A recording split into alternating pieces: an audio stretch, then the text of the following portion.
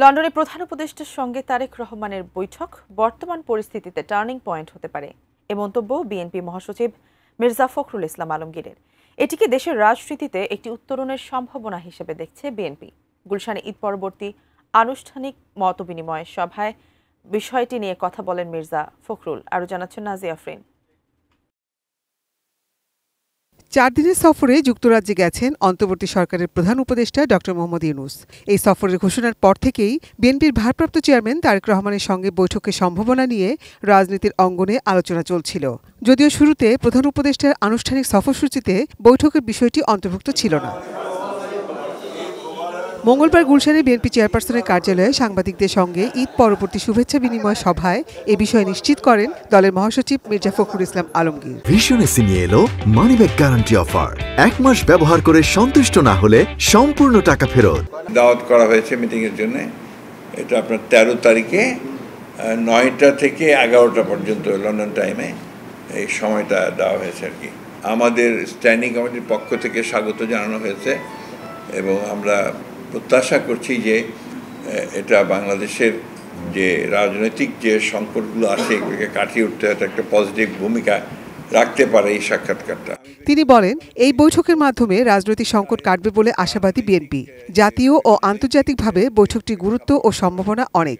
সোমবার রাতে এই বৈঠক নিয়ে স্থায়ী কমিটির মতামত নিয়েছেন দলের ভারপ্রাপ্ত চেয়ারম্যান তারেক রহমান। অনেক সমস্যার সমাধান হয়ে যেতে পারে এবং অনেকগুলো সহজ হয়ে যেতে পারে, নতুন ডাইমেনশন সৃষ্টি হতে পারে, সম্ভাবনা অনেক আর কি। এখন এটা নির্ভর করবে আমাদের নেতৃবৃন্দের উপরে যে তারা এটাকে কিভাবে সেই সম্ভাবনার দিকে নিয়ে যাবে। দলের তরফ থেকে আমরা আমাদের একজন চেয়ারপারসনকে সম্পূর্ণ যেটাকে বলে যে অথরিটি দিয়েছি এবং তাকে আমরা তার সাফল্য প্রার্থনা করেছি এই সাক্ষাৎকারে। সরকার এপ্রিলে নির্বাচন করলে বিএনপি কি করবে? সাংবাদিকদের এমন প্রশ্নের জবাবে মির্জা ফখরুল বলেন, বিএনপি এখনো আশাবাদী নির্বাচনের সময় নিয়ে সরকার ভাববে। রোজা শেষ হবে, ঈদ শেষ হবে, তার কয়েকদিন পরে নির্বাচন।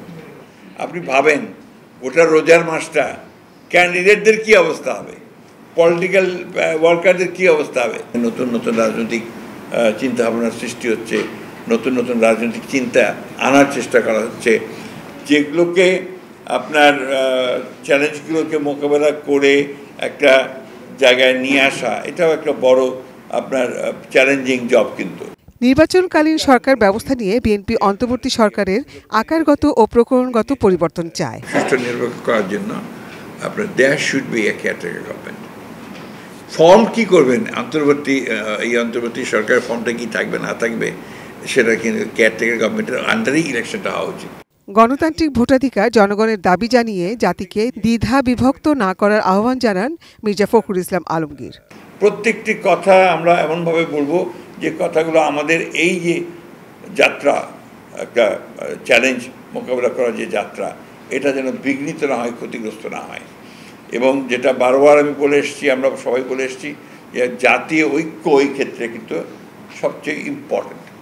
Nazia Afrin, ATN news, Dhaka.